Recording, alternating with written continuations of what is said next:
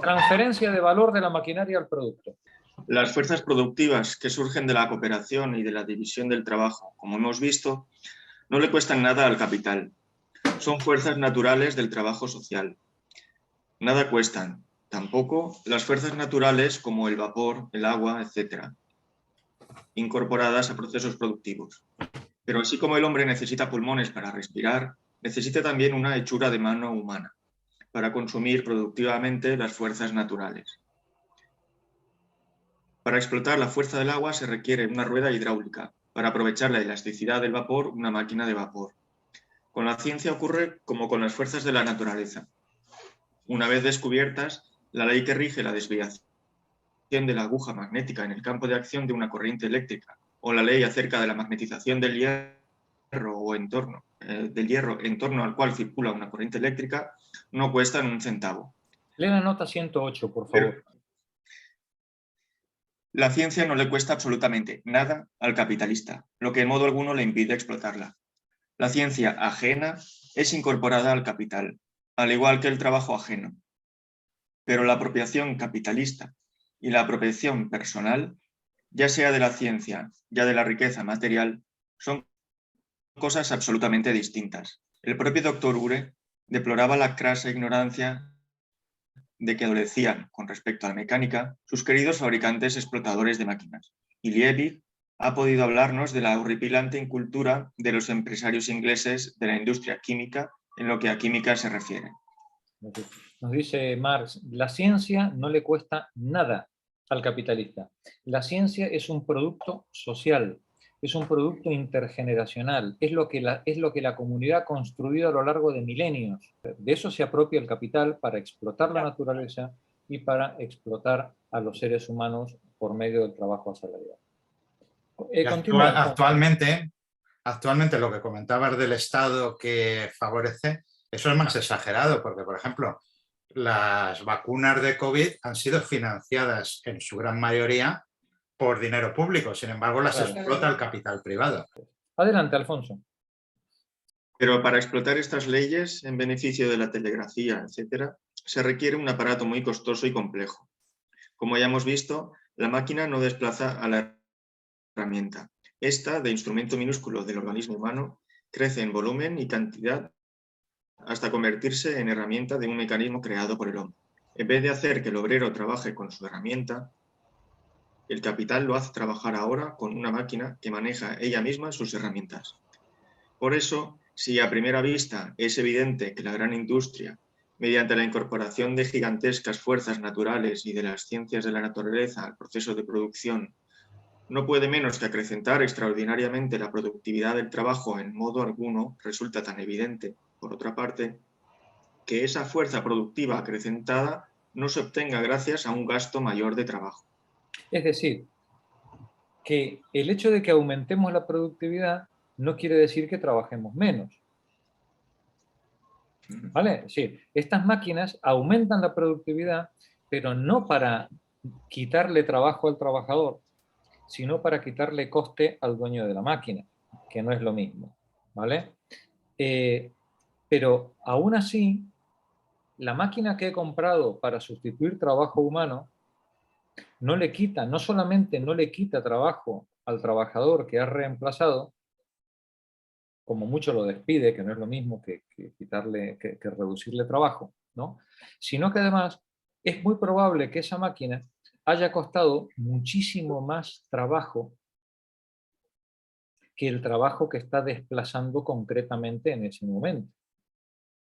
Lo que ocurre es que la cantidad de trabajo humano que ha costado fabricar la máquina se va a amortizar a lo largo de un plazo muchísimo mayor que el que se hubiera pagado con el trabajo humano desplazado. De ahí que aun cuando la máquina tuviera un coste altísimo, dado su elevadísima productividad, es capaz, en términos relativos, de ser más barata que el trabajo humano que traslada o que sustituye. Continúa, por favor, Alfonso. La maquinaria, al igual que cualquier otra parte, componente del capital constante, no crea ningún valor. sino que transfiere su propio valor al producto para cuya fabricación ella sirve. En la medida en que tiene valor y en que, por ende, lo transfiere al producto, la maquinaria constituye una parte componente del valor de éste. En lugar de abaratarlo, lo encarece en proporción a su propio valor. Y es obvio que la máquina y la maquinaria desarrolladas sistemáticamente, el medio de trabajo característico de la gran industria, contienen incomparablemente más valor que los medios de trabajo empleados en la industria artesanal y en la manufacturera. Por ejemplo, una tijera de cortar metal manual, evidentemente es mucho más barata que una cizalla hidráulica industrial, ¿vale? No cortan la misma cosa. Pero no cortan lo mismo, ¿verdad? Es decir, ni durante los mismos años, ni tienen la misma utilidad, ¿no? Es decir, por tanto, aunque la cizalla cueste incomparablemente más que la tijera, medidas en términos del trabajo realizado, la cizalla tiene un coste por unidad de corte infinitamente más barato que el de la tijera manual. Y sí, ¿Vale? no se puede competir. No se puede. Precisamente por eso la máquina sustituye al trabajador, porque no tiene competencia. ¿Vale? Continúa la lectura, Pepa, seguí. Cabe observar ahora, en primer lugar, que la maquinaria siempre ingresa totalmente en el proceso de trabajo y solo parcialmente en el proceso de valorización. Nunca agrega más valor que el que pierde, por término medio, por desgaste. Existe, pues, una gran diferencia entre el valor de la máquina y la parte de valor transferida periódicamente por ella al producto. Existe una gran diferencia entre la máquina como elemento creador de valor y como elemento creador de producto. Yo diría, por corregirle a él, Dios me libre la petulancia, yo diría, existe una gran diferencia entre la máquina como elemento transferidor de valor y como elemento creador de producto. Cuanto mayor sea el periodo durante el cual la misma maquinaria presta servicios reiteradamente en el mismo proceso de trabajo, tanto mayor será aquella diferencia. Es cierto que, como hemos visto, todo medio de trabajo o instrumento de producción verdadero ingresa siempre totalmente en el proceso de trabajo y solo de un modo parcial, proporcionalmente a su desgaste diario medio, en el proceso de valorización. Pero esa diferencia entre uso y desgaste es mucho mayor en el caso de la maquinaria que en el de la herramienta, porque la primera, construida con material más duradero, tiene una vida más prolongada, porque su empleo, regulado por leyes rigurosamente científicas, posibilita una economía mayor en el desgaste de sus componentes y de sus medios de consumo. Y en el último lugar, porque su campo de producción es incomparablemente mayor que el de la herramienta. Si deducimos de ambas, de la maquinaria y la herramienta, sus costos diarios medios, o sea, el componente de valor que agregan al producto por el desgaste diario medio y el consumo de materiales auxiliares como aceite, carbón, etc., tenemos que aquellas operan gratis, exactamente al igual que lo hacen las fuerzas naturales, existentes sin intervención del trabajo humano. Podríamos decir, aquellas operan prácticamente gratis. Es tal el volumen de producción que tienen, ¿vale? Que el valor que transfieren a cada uno de los productos es prácticamente cero. Y así, cuanto mayor sea el ámbito de acción productivo de la maquinaria en comparación con el de la herramienta, tanto mayor será la entidad de su servicio gratuito si se la compara con el que presta la herramienta. No es sino con el advenimiento de la gran industria que el hombre aprende a hacer que opere a gran escala y gratuitamente, al igual que una fuerza natural, el producto de su trabajo pretérito ya objetivado. Lee por favor, Juan. Adelante, Juan. Al examinar la cooperación y la manufactura, llegamos al resultado de que ciertas condiciones generales de producción, como edificios, etc., se economizaban gracias al empleo colectivo y por ende en comparación con las dispersas condiciones de producción de trabajadores aislados. No encarecían tanto el producto. En el caso de la maquinaria, no es solo el cuerpo de una máquina de trabajo el que es consumido colectivamente por sus muchas herramientas, sino que lo es la misma máquina motriz junto a una parte del mecanismo de transmisión por las muchas máquinas de trabajo.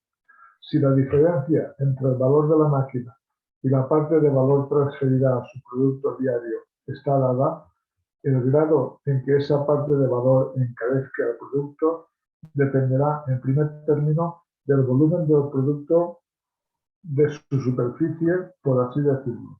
De su cantidad, dependerá principalmente de su cantidad. Cuanto mayor sea la cantidad de producto, más barato será o menor será la cantidad de valor que transfiera la maquinaria. Adelante, Juan. El señor Baines de Blackburn, en una conferencia publicada en 1858, calcula que cada caballo de fuerza mecánica real impulsa 450 usos de self-active, hiladoras alternativas automáticas, y sus accesorios, o 200 usos de telares continuos, o 15 telares para 40 paños de 40 pulgadas, con sus accesorios para lavar la urdimbre, carmenar, etc. Los costos diarios de un caballo de fuerza de vapor y el desgaste de la máquina puesta en movimiento por él se distribuirán en primer caso entre el producto diario de 450 usos de mule, en el segundo entre 200 usos de Torsler y en el tercero entre el de 15 telares mecánicos, de modo que a cada onza de hilo o cada vara de tela solo se le transferirá una parte de ínfima de valor. Detente un momento. Recordad de las semanas anteriores, cuando estuvimos hablando de lo que era un caballo de fuerza, ¿no? Recordad que una bomba de agua de una piscina, por ejemplo, de estas a las que vais a nadar, de estas piscinas cubiertas, ¿no? Es una bomba de un caballo, caballo y medio. ¿Vale? Con una pequeña bombita de un valor irrisorio, en época de Marx se ponía en marcha 15 telares mecánicos. La repercusión de ese motor de vapor, del coste de ese motor de vapor sobre la producción del telar mecánico, prácticamente tendía a cero. Era ridículo el precio que transfería al producto terminado. Continúa, Juan, por favor. Otro tanto ocurrirá en el ejemplo de más arriba, con el martinete de vapor. Como su desgaste diario, su consumo cotidiano de carbón, etc., se distribuye entre las imponentes masas de hierro que machaca cada día. Solo agrega a cada quintal de hierro una mínima parte de valor, que sería muy considerable, en cambio, si el ciclope o instrumento se utilizara para clavar pequeños clavos. Gracias, Juan. Clara, continúa tú. Si está dado el campo de acción de la máquina de trabajo y, por tanto, el número de sus herramientas, o si se trata de fuerza, la intensidad de esta, la masa de productos, dependerá de la velocidad con que aquella funcione. Por ende, de la velocidad con que gire el uso o del número de golpes que el martinete aseste por minuto. No pocos de esos martillos colosales dan 70 golpes por minuto, y la máquina de forjar patentada por Ryder, que emplea para forjar usos martillos de vapor de dimensiones menores, 700 golpes. 700 golpes por minuto. 11 o 12 golpes por segundo. Es prácticamente un zumbido. No oís el golpe, es un trrr, ¿no? Es un zumbido, ¿no? Lo que aplica la máquina sobre eso. Y estamos en 1850. Sí, una vez dada la producción en que la maquinaria transfiere valor al producto, la magnitud de esa parte de valor dependerá de la magnitud de valor de la maquinaria misma. Cuanto menos trabajo contenga, tanto menos valor agregará al producto. Cuanto menos valor transfiera, será tanto más productiva y su servicio se aproximará tanto más al que presta las fuerzas naturales. Ahora bien, la producción de maquinaria por maquinaria reduce el valor de la misma, proporcionalmente a su extensión y eficacia. Un análisis comparado entre los precios de las mercancías producidas artesanalmente o por manufacturas y los precios de las mismas mercancías fabricadas por las máquinas llega al resultado de que en el caso del producto de estas últimas, el componente de valor debido al medio de trabajo aumenta relativamente, pero en términos absolutos decrece. Esto es, decrece su magnitud absoluta, pero aumenta su magnitud en proporción al valor total del producto, por ejemplo, de una libra de hilado. Si la producción de una máquina cuesta tanto trabajo como el que ahorra su empleo, es obvio que solo se habrá operado un deslizamiento de trabajo y, por tanto, que no se habrá reducido la suma total del trabajo requerido para la producción de una mercancía ni aumentado la fuerza productiva del trabajo. La diferencia, empero, entre el trabajo que cuesta y el trabajo que economiza, o sea, el grado de su productividad, evidentemente no depende de la diferencia que existe entre el propio valor y el valor de la herramienta a la que sustituye. La diferencia subsiste mientras los costos de trabajo de la máquina y por consiguiente la parte de valor agregada por ella al producto sean inferiores al valor que agregaría el obrero valiéndose de su herramienta. Lo que se está comparando es el valor de la maquinaria versus el valor que aportaría el trabajador si lo hiciera sin la maquinaria, ¿vale? Eso es lo que estamos comparando. Continúa. Jorge, yo Bien. no le entiendo ni una palabra, Marx. A vos sí. Pero Marx, Gracias, Marta. si vos no le explicás, yo no entiendo ese lenguaje. Menos mal que lo ha Sí. dicho Marta, porque yo estoy igual. Está bien, no pasa nada. Yo me he centrado en leerlo porque ni de coña lo cogía, vamos. Para eso estamos aquí, para leerlo colectivamente y entenderlo. Sí, pero Lo que nos está diciendo es que la máquina, que ha costado una cantidad de trabajo humano construirla, se la ha pagado a un precio, ¿vale? sí. Suponemos que la hemos pagado a su valor, ¿sí? Bien. Sí. Cuando yo voy a decidir comprar la máquina, las cuentas que yo voy a sacar es cuánto me cuesta los salarios de la mano de obra que tengo en este momento en la fábrica Sí. y cuánto me voy a ahorrar en salarios si meto a la máquina a trabajar.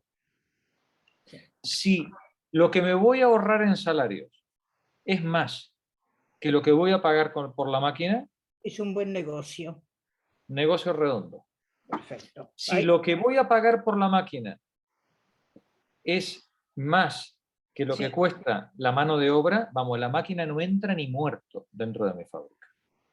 La productividad de la máquina, pues, se mide por el grado en que sustituye trabajo humano.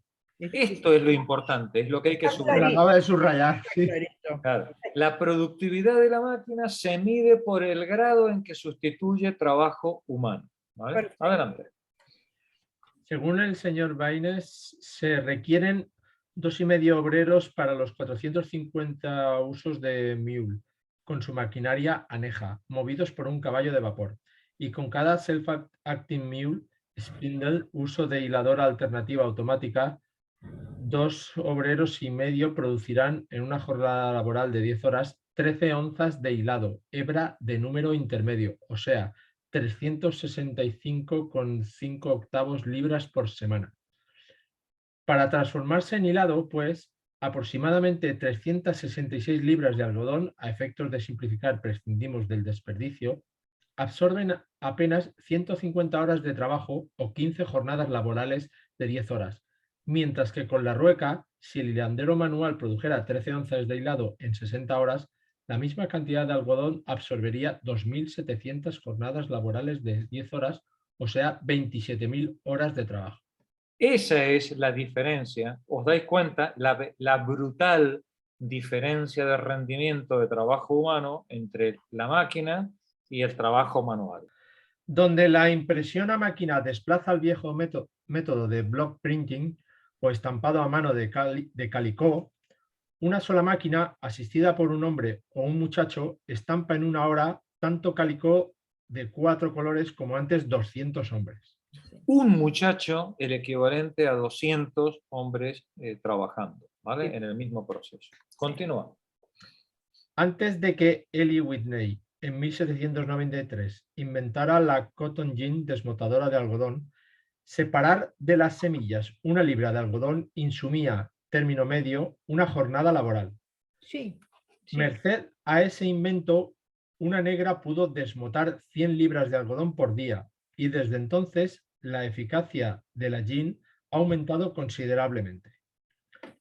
Una libra de fibra de algodón producida antes a 50 centavos de dólar, más tarde se vendía con un beneficio mayor, esto es, incluyendo más trabajo impago, a 10 centavos.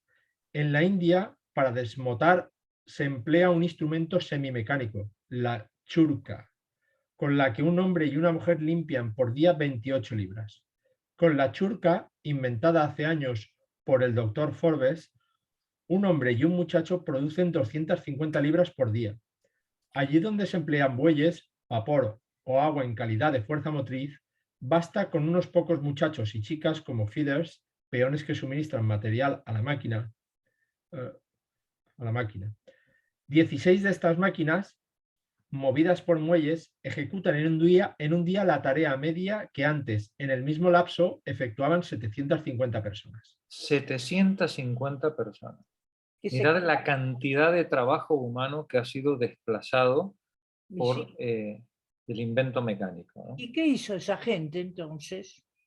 Pues buscarse la vida en otra cosa o morirse de hambre. Morirse de hambre, eso iba a decir. A eso te... Clara, continúa tú, por favor. Como señaláramos en otro lugar.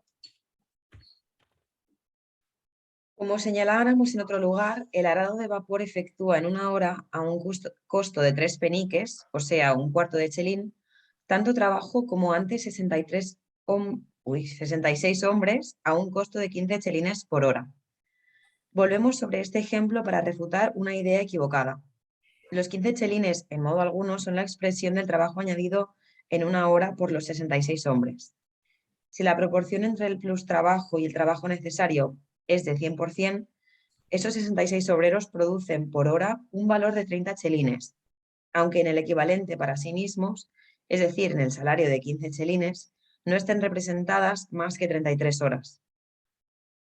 Si suponemos, pues, que una máquina cuesta tanto como el salario anual de 150 obreros desplazados por ella, digamos 3.000 libras, en modo alguno esas 3.000 libras serán la expresión dineraria del trabajo suministrado por los 150 obreros y agregado al objeto de trabajo, sino únicamente de aquella parte de su trabajo anual que para ellos mismos se representa en salario. En cambio, el valor dinerario de la máquina, las 3.000 libras, expresa todo el trabajo gastado durante la producción de la misma, sea cual fuere la proporción en que ese trabajo genere salario para el obrero y plusvalor para el capitalista. De ahí que aun si la máquina costara tanto como la fuerza de trabajo que reemplaza, el trabajo objetivado en ella siempre sería menor que el trabajo vivo al que sustituyera. Detente un momentito, Clara. Traduzcamos. ¿Vale? Sí. Cuando yo compro la máquina, la compré a su precio en el mercado. Y yo pagué por la máquina X cantidad de dinero. Pero en ese X cantidad de dinero no están solo los salarios de los trabajadores. El desgaste de la máquina. Están los salarios y el plusvalor de los trabajadores. Porque el que me vendió la máquina con un beneficio. Me vendió la máquina habiendo pagado los salarios y habiéndose quedado con una parte de los salarios sin pagar. ¿Verdad? Aun cuando a la máquina, el precio de la máquina fuera equivalente a los salarios que yo estoy desplazando, en modo alguno son comparables en términos de trabajo humano, porque los salarios que yo estoy pagando son solo salarios. Luego a ese trabajo le añadiré el plusvalor. Mientras que cuando yo he comprado la máquina, he pagado los salarios y el plusvalor. De ahí, dice Marx, en el último párrafo, dice, de ahí que aun si la máquina costara tanto como la fuerza de trabajo que reemplaza, el trabajo objetivado en ella siempre sería menor que el trabajo vivo al que sustituye. Exacto. Ahora sí, ¿verdad? El trabajo que hay en la máquina, el trabajo que yo he pagado por la máquina, incluye el plusvalor. Vale. Incluye el plusvalor. ¿Vale? Siempre va a haber menos trabajo en la máquina que el trabajo que está sustituyendo. ¿Vale? Siempre, porque yo ya he pagado el plusvalor en la compra de la máquina, mientras que me estoy queriendo apropiar del plusvalor en el trabajo que sustituyo. Por eso hago el cambio. Sí, ¿Vale? Por eso hago el cambio. Es decir, hago el cambio para quedarme con el plusvalor de los trabajadores sin tener que pelearme con ellos. La máquina no hace huelga. ¿Vale? La máquina no protesta por incrementos de salario. ¿Vale? ¿Sí? Entonces, aun cuando me costara lo mismo, me interesa porque estoy sustituyendo una mano de obra por una herramienta que es menos problemática. Exacto. ¿Vale? Continúa, Clara. O ventajas. Considerado, ¿no? Considerada exclusivamente como medio para el abaratamiento del producto, el límite para el uso de la maquinaria está dado por el hecho de que su propia producción cueste menos trabajo que el trabajo sustituido por su empleo. Para el capital, no obstante, ese límite es más estrecho. Como aquel no paga el trabajo empleado, sino el valor de la fuerza de trabajo empleada, para él el uso de la máquina está limitado por la diferencia que existe entre el valor de la misma y el valor de la fuerza de trabajo que reemplaza. El uso de la maquinaria está limitado por esa diferencia. ¿Cuánto costó la máquina? ¿Cuánto cuestan los salarios que va a reemplazar? Hasta ese límite, la máquina me interesa. Si me va a costar más, no la cambio. ¿Vale? Continúa. Como la división de la jornada laboral en trabajo necesario y plustrabajo difiere según los países y difiere también asimismo según las épocas en el mismo país o según los ramos de actividad en el mismo periodo, como además el salario real del obrero ora cae por debajo del valor de su fuerza de trabajo, ora supera dicho valor, la diferencia entre el precio de la maquinaria y el precio de la fuerza de trabajo que debe sustituir puede variar considerablemente, por más que la diferencia entre la cantidad de trabajo necesaria para la producción de la máquina y la cantidad total de trabajo sustituido por ella se mantenga invariable. Traduzcamos. Nos dice Marx, los salarios nacionales son tan variables, cambian tanto, lo que cobra un angoleño, con lo que cobra un brasilero, con lo que cobra un norteamericano, uno de Bangladesh, con un chino, depende además de qué parte de China, del norte de China, del sur de China, un australiano, es decir, los salarios nacionales son tan variados que se puede dar una paradoja. Y es que haya países que fabriquen máquinas, y ahora me diréis si esto no es actual, puede haber países que fabriquen máquinas que no son capaces de consumir las máquinas que fabrican. Sí, entiendo. Imaginaos que vamos a fabricar máquinas de coser en el centro de África. ¿De dónde? En el centro de África, donde los salarios son ridículamente bajos. ¿Vale? Y por eso vamos a fabricar las máquinas de coser ahí. ¿Vale? ¿Le vamos a poder vender esas máquinas de coser a los africanos? No. No, porque no tienen salario suficiente para poder comprar las máquinas de coser. Pero esas máquinas se van a vender muy bien, a lo mejor en Europa, en Norteamérica, en Japón, donde, como el salario que yo pagué para fabricar la máquina es muy barato, el coste de producción de la máquina también es muy bajo. Y me permite llegar al mercado con un plusvalor mayor, con un beneficio mayor, que si lo fabricara en otro sitio con salarios más altos. Pero, ¿de dónde? Sí. Sí. Pero si ponen la fábrica en ese país de África, les conviene más que la gente cosa a mano, es más barato que meter las máquinas. La gente en ese país se hará la ropa a mano. Y sí, porque le sale Pero más las máquinas que esa gente fabrica se venderán en otro en sitio. otro sitio, sí. Es Que es asqueroso. lo que ocurre con toda la producción del sudeste asiático. Incluso con la comida, ¿no? Claro. O es lo que ocurre con todo el trabajo de la maquila. Sí. Esos vaqueros, esos pantalones, esas camisas que se fabrican en las maquilas no se consumen en los lugares de producción. No se lo pueden pagar. Y ¿Vale? son producidos. Entonces nos dice Marx, ahí está, la diferencia entre el precio de la maquinaria y el precio de la fuerza de trabajo que debe sustituir puede variar considerablemente, por más que la diferencia entre la cantidad de trabajo necesaria para la producción y la cantidad total de trabajo sustituido por ella se mantenga invariable, porque aquí lo importante es el coste de la mano de obra. Si yo puedo producir en un lugar en el que el coste de la mano de obra es muy barato, esa máquina será rentable no en ese lugar, pero sí en otro país donde yo la pueda, o en otra región donde yo la pueda colocar. Continúa, Clara. Pero es solo la primera de esas diferencias la que determina los costos de producción de la mercancía para el capitalista mismo y la que influye sobre él mediante las leyes coercitivas de la competencia.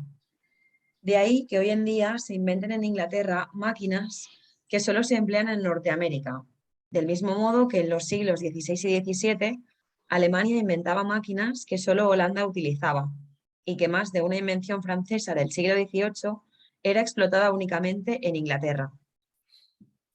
En países desarrollados, desde antiguo, el empleo de la máquina en determinados ramos de la industria genera en otros tal superabundancia de trabajo que en estos la caída del salario por debajo del valor de la fuerza de trabajo impide el uso de la maquinaria y lo hace superfluo, a menudo imposible, desde el punto de vista del capital, cuya ganancia, por lo demás, proviene de la reducción no del trabajo empleado, sino del trabajo pago. Vamos a repetirlo, Clara, porque aquí está el quid de la cuestión. En países desarrollados desde antiguo, el empleo de la máquina en determinados ramos de la industria genera en otros ramos tal cantidad de paro, tal cantidad de superabundancia de trabajo, tal cantidad de desempleo, que en estos países la caída del salario por debajo de su valor impide el uso de la máquina. ¿Por qué deja de ser operativa la máquina? Porque pagar gente con subempleo o precarizada puede resultar más económico que poner una máquina a trabajar. Sí. Continúa, Clara. En algunos ramos de la manufactura lanera inglesa, el trabajo infantil durante los últimos años se ha reducido considerablemente, casi desapareciendo aquí y allá incluso. ¿Por qué? La ley Fabril establecía 2 turnos de niños, uno de los cuales debía trabajar 6 horas y 4 el otro, o 5 cada turno. Detente un momentito. El ejemplo que nos va a poner es brutal. Nos dice, oye, hace unos años se utilizaba el trabajo infantil. Ahora no se utiliza el trabajo infantil. Ahora los empresarios han preferido sustituir a los niños por máquinas. ¿Qué ha sido? ¿Por filantropía? Va a ser que no. Va a ser que sale una ley de trabajo infantil que prohíbe utilizar a los niños más de 6 horas. Ah, no, dice el empresario. Es mucho más barato poner una máquina a funcionar y quitar a los niños de la fábrica. Perfecto. Continúa, Clara. Pero los padres no querían vender a los half-timers, a los que trabajaban la mitad de la jornada, más barato que antes a los full-timers, a los que trabajaban toda la jornada. De ahí la sustitución de los half-timers por maquinaria. Antes que se prohibiera el trabajo de las mujeres y los niños de menos de 10 años en las minas, el capital llegó a la conclusión de que el procedimiento de utilizar en las minas de carbón y de otra índole mujeres y muchachas desnudas, a menudo mezcladas con hombres, estaba tan de acuerdo con su código de moral y sobre todo con su libro mayor, que solo después de la prohibición recurrió a la maquinaria. Los yanquis han inventado máquinas para picar piedras. Los ingleses no las emplean, ya que el miserable, wretch es para la economía política inglesa un término técnico con el que designa al obrero agrícola que ejecuta ese trabajo, recibe como pago una parte tan ínfima de su labor que la maquinaria encarecería la producción desde el punto de vista del capitalista. Dice, los americanos utilizan máquinas para picar piedra, dice, los ingleses no. El salario de un inglés es tan miserable que si llego a contratar un martillo hidráulico, la piedra me saldría carísima en comparación con el picapedrero. ¿Vale? Continúa, por favor.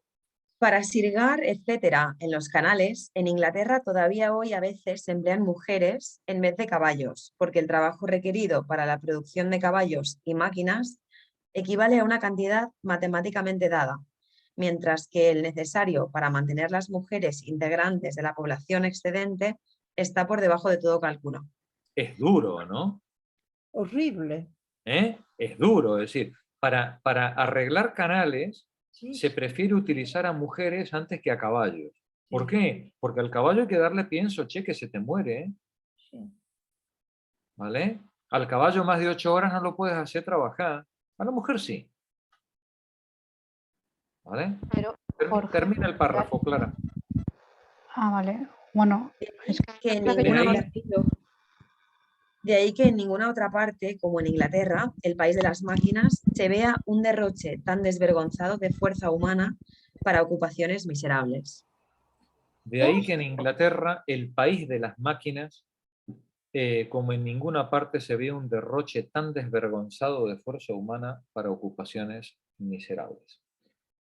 Seguimos la semana que viene, compañeras. Párrafo 3. ¿Vale?